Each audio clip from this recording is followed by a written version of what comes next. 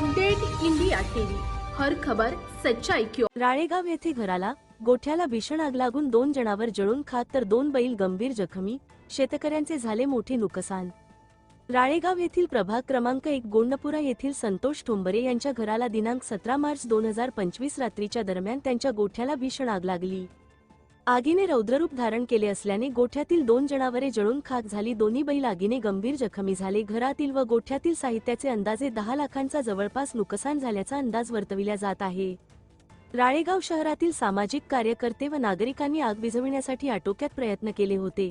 सदर घटनेची माहिती राळेगाव पोलीस स्टेशनच्या ठाणेदार सीताराम मेहत्रे यांना मिळताच तातडीने घटनास्थळी पोहोचून त्यांनी अग्निशमन दल व तहसीलदार राळेगाव यांना फोन केले, तेव्हा तहसीलदार अमित भोईटेह सुद्धा तातडीने घटनास्थळी पोहोचले, पण तोपर्यंत आगीने रौद्ररूप धारण केले होते।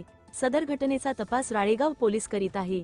यवतमाळ जिल्हा प्रतिनिधी विनोद माहुरेसह राळेगाव शहर प्रतिनिधी निलय गिनमिने। राळेगाव येथे घराला गोठ्याला भीषण आग लागून 2 जनावर जळून खाक तर 2 बैल गंभीर जखमी, शेतकऱ्यांचे झाले मोठे नुकसान। राळेगाव येथील प्रभाग क्रमांक 1 गोंडपुरा येथील संतोष ठोंबरे यांच्या घराला दिनांक 17 मार्च 2025 रात्रीच्या दरम्यान त्यांच्या गोठ्याला भीषण आग लागली।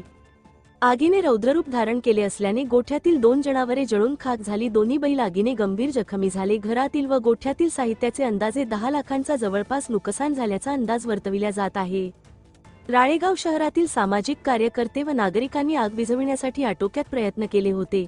सदर घटनेची माहिती राळेगाव पोलीस स्टेशनच्या ठाणेदार सीताराम मेहत्रे यांना मिळताच तातडीने घटनास्थळी पोहोचून त्यांनी अग्निशमन दल व तहसीलदार राळेगाव यांना फोन केले, तेव्हा तहसीलदार अमित भोईटेह सुद्धा तातडीने घटनास्थळी पोहोचले, पण तोपर्यंत आगीने रौद्ररूप धारण केले होते।